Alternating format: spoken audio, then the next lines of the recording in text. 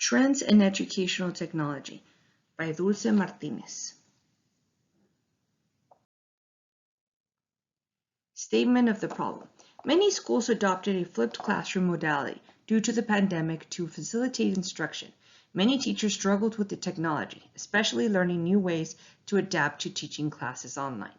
Flipped classrooms were a great alternative to use as teachers desperately looked for ways to engage students online while making lessons effective and meaningful. However, now that classes have resumed face-to-face instruction, teachers are left wondering if going back to traditional way of teaching is the best way or if a flipped classroom could be more effective. Identification of the issue. Should schools adopt a flipped classroom in grades from elementary to high school post-pandemic? Overview. Due to COVID-19, education shifted towards EdTech as the only means for educators to deliver instruction. The teachers soon found that once we introduced an online setting, the traditional approach to lessons was not always conducive to virtual learning. As educators adapted quickly to learning management systems and video conferencing tools, they also struggled to find a way to keep students engaged and motivated in their classrooms. One method that became popular during the pandemic was the flipped classroom. What is a flipped classroom? Flipped classrooms have been around for many years, well before it was assigned a catchy name, as stated by Hall Dufresne. The idea is that students get their lecture materials before class through readings, videos, and other resources to free up time in the classroom to do more student-centered learning activities. In this way, students get the lecture part of their lesson at home during their own time at their own pace. The in-class time is used for discussions, group work, extensions to the lesson, or to get additional instruction in that area. Assumptions. One assumption that can be made is that students perform better in flipped classrooms. According to Van Alten, they conclude that students in flipped classrooms achieve significantly higher assessed learning outcomes than students in traditional classrooms, and are equally satisfied with the learning environment, stating that there are many benefits and challenges to flipping the classroom. The main implication is that flipped classrooms is worth implementing. In contrast, another assumption would be that students do not perform better in a flipped classroom than in the traditional modality. A meta-analysis of studies comparing the flipped classroom with traditional teaching revealed small summary effect size estimates on student learning in favor of the flipped classrooms. Many factors could contribute to either one of these assumptions. The necessary adjustments and improvements must be made for everyone to become more familiar with the model. Arguments for recorded lessons. Lectures are replaced by recorded lessons that students can access anytime, anywhere. Flipped classrooms allow students to access the lecture part of the content through recorded video formats and access information at their own pace. Recorded lectures tend to aid struggling students because they can rewatch portions of the lessons and they do not understand.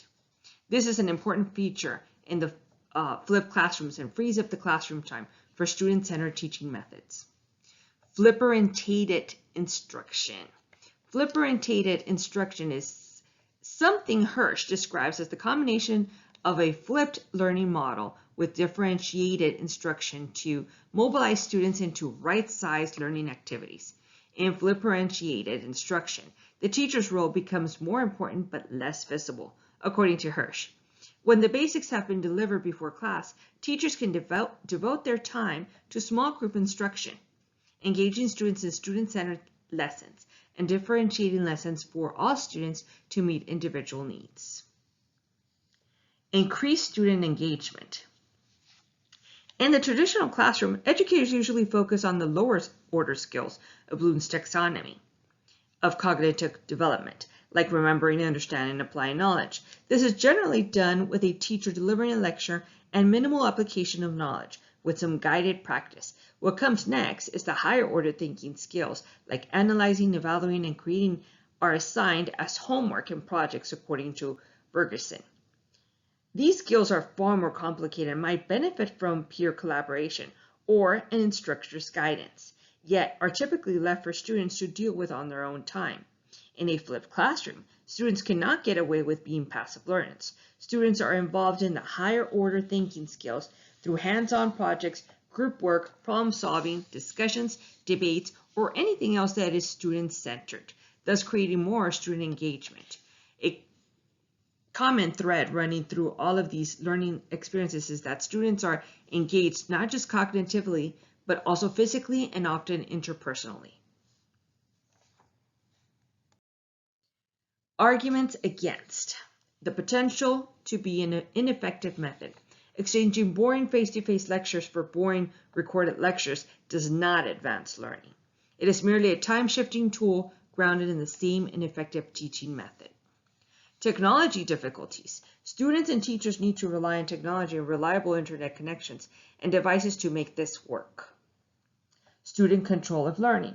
Instructors in a flipped class must relinquish some control over learning to students who may not be willing or able to assume it in a responsible way. Lack of support. Instructors need support to successfully flip a class. Resource of time, training, and technology investment, which are often in short supply, are necessary for this strategy to work. More work for faculty, especially in the implementation stage of developing a flipped classroom. Educators need time to convert everything into a format that works. This takes a lot of time and planning. Doesn't work if the instructor is not prepared. Barbara states, flipped classrooms are not a solution for crappy teaching.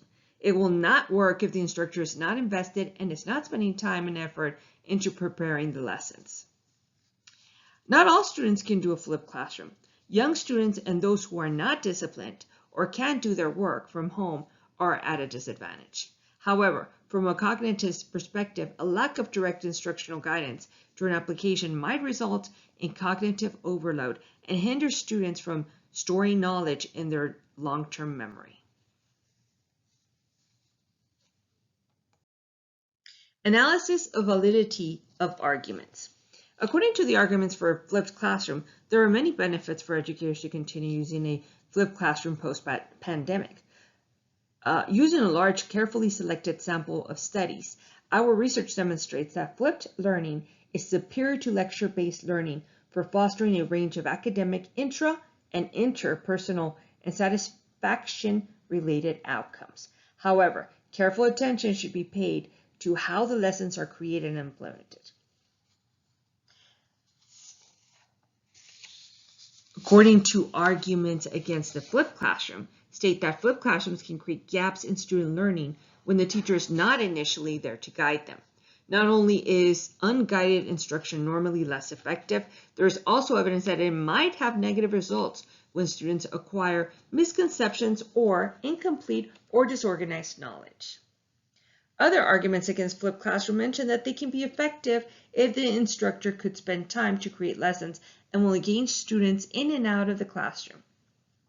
Another important argument against flipped classrooms is that it may not be the best choice for younger students or students who do not have the capabilities to do the initial lesson from home. There may be many students who fall in this area. There may not have time to go home, listen to lectures, or do what is necessary to come to school the next day and be prepared. Values emphasized in compromise or compromised. According to Friedge, methodologically varied teaching is highly desirable. Lecturers and teachers should not fall back on the concept just because it is currently being hyped by the media. They also state that the flipped classrooms can contribute to varied teaching and provide an excellent framework for the use of digital media and cooperative forms of learning. However, it should be noted that flipped classrooms use alone does not easily solve student challenges and problems. Learning from home can be difficult. We can expect all students to learn in this way. There are many students who do not complete their homework every day. Flipping classroom and making the learning required from home would be impossible for some students to achieve. Personal position. I believe that schools should adopt some form of a flipped classroom post-pandemic. I think that education has changed because of the pandemic and forced most educators to explore other modalities to deliver instruction. I like and use the flipped classroom in my own classes because I find it to be highly effective as an online teacher. However, I also see how time-consuming it is to create and record engaging lessons. I have experienced all the technology issues and roadblocks that comes with teaching in this modality. The biggest payoff for me is seeing how I am able to differentiate instruction for all my students. Flipped classrooms allows me the time to give individual attention to all my students, no matter what level they are at. With a few tweaks, any teacher can make a flipped classroom work for them. Suggestions for problem solutions. Professional development for teachers. Teachers need to get trained in creating lessons and the best way to deliver their lectures. Allow time for planning. Educators need time to plan and develop lessons, especially in the beginning of implementing their classes. Allow class time for the viewing of the lecture. For those students who find it impossible to learn from home, allow them time during the day to sit and watch the videos on their own during class time. In fact, allow this for everyone. Students can watch a video on their lecture at school. This will help with differentiation. They will also see the lecture at their own pace and call on the teacher as they need help.